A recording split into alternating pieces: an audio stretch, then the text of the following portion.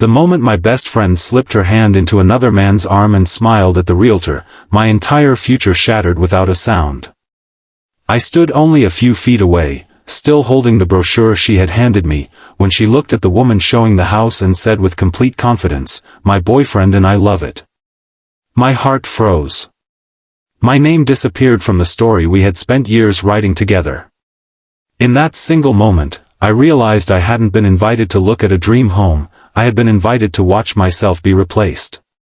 Before we continue, if stories about kindness, heartbreak, second chances, and hope touch your heart, please take a moment to like this video, leave a comment, share it with someone who needs encouragement, and subscribe to Ripple of Kindness for more emotional stories about second chances.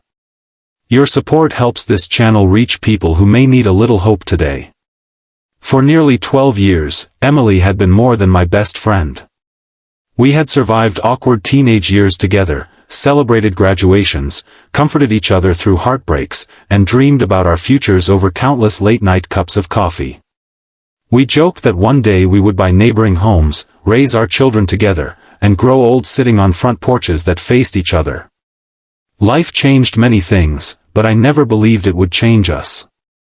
When she called me one Saturday morning and excitedly invited me to visit an open house, I thought she wanted my opinion because she trusted me. I spent nearly an hour choosing my clothes, imagining how much fun it would be to explore beautiful rooms and laugh about impossible decorating ideas like we always did. The house itself looked like something from a magazine. Warm sunlight poured through enormous windows, polished wooden floors reflected every beam of light, and the backyard held an ancient oak tree that seemed to promise peaceful evenings and family celebrations. I found myself imagining birthday parties, quiet mornings with coffee, and holiday dinners surrounded by people I loved. Emily walked through every room with unusual excitement. She barely listened whenever I pointed out charming details or suggested how someone might arrange the furniture. At first, I assumed she was simply overwhelmed by how beautiful the house was. Then everything changed in a heartbeat. A man I had never met walked through the front door. Emily's face lit up with a smile I hadn't seen in months. She hurried toward him, slipped her arm around his waist, and introduced him to the realtor as though they had been together forever. Then came the sentence that echoed inside my head like a cruel joke. "My boyfriend and I love it." She didn't even look at me before saying it.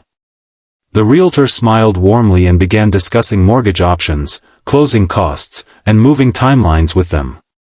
I stood quietly in the corner, still holding the open house brochure, suddenly feeling like a stranger who had wandered into someone else's life. Every plan, every conversation, every memory I thought we shared suddenly felt uncertain. I wasn't heartbroken because Emily had found love. I was heartbroken because she had hidden an entire chapter of her life while pretending nothing had changed between us. I left before the tour ended.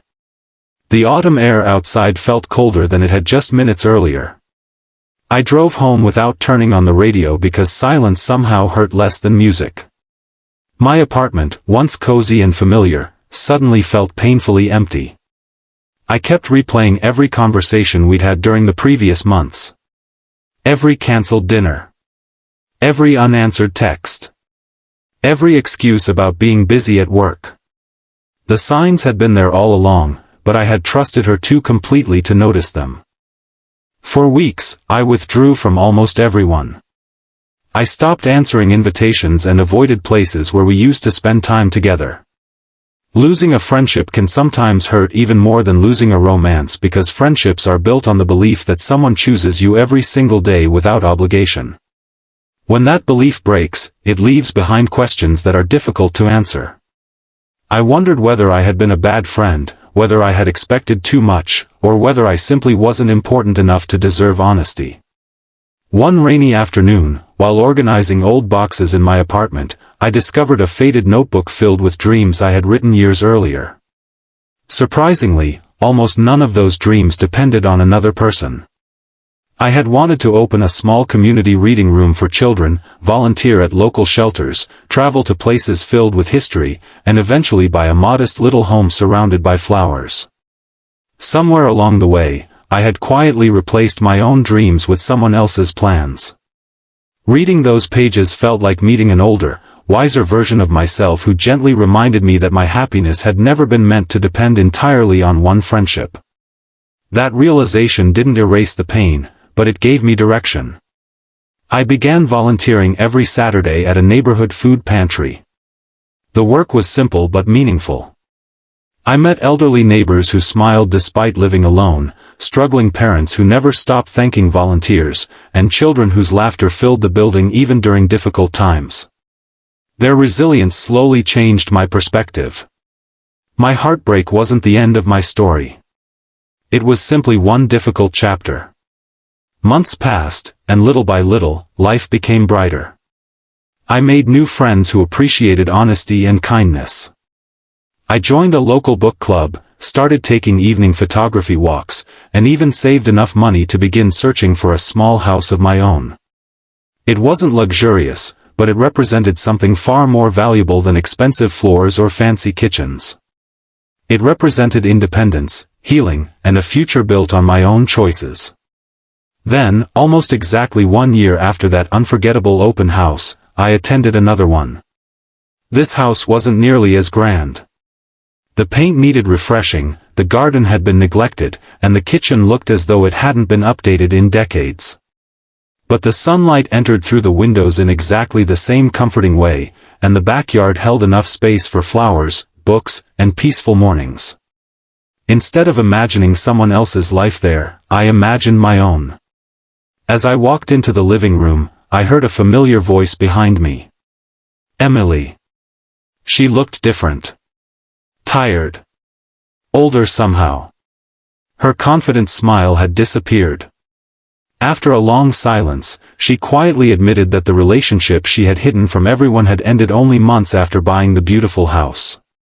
Trust, she confessed, could not survive secrets, and the man she had chosen eventually betrayed her the same way she had betrayed my trust. I listened without anger. Time had softened the sharp edges of my pain. Forgiveness didn't mean forgetting what happened. It simply meant refusing to let bitterness continue controlling my future. We spoke for only a few minutes before going our separate ways.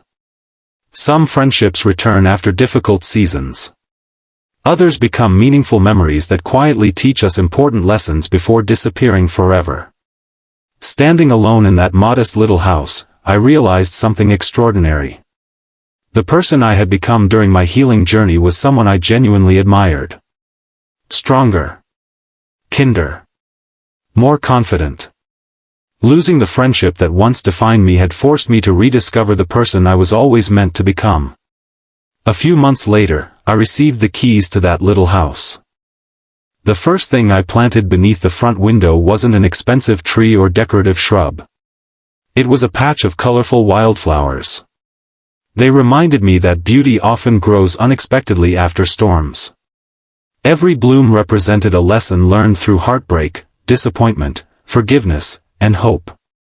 If this story has touched your heart so far, please take a moment to like this video, share it with someone who might need encouragement today, leave a heartfelt comment, and subscribe to Ripple of Kindness. Your support helps spread stories that remind people they are never truly alone. Special request: before this story ends, please comment below with the words, "I choose kindness over bitterness." We'd love to read your message and know you're part of this caring community. Today, whenever I sit on my porch with a warm cup of coffee, I sometimes think back to that painful afternoon at the open house. For a long time, I believed my best friend had stolen my future. The truth was very different. She unknowingly pushed me toward the future I was always meant to build. Sometimes life removes people not because we failed them, but because we have outgrown the version of ourselves that depended on them. The deepest betrayals often become the unexpected beginning of our greatest healing.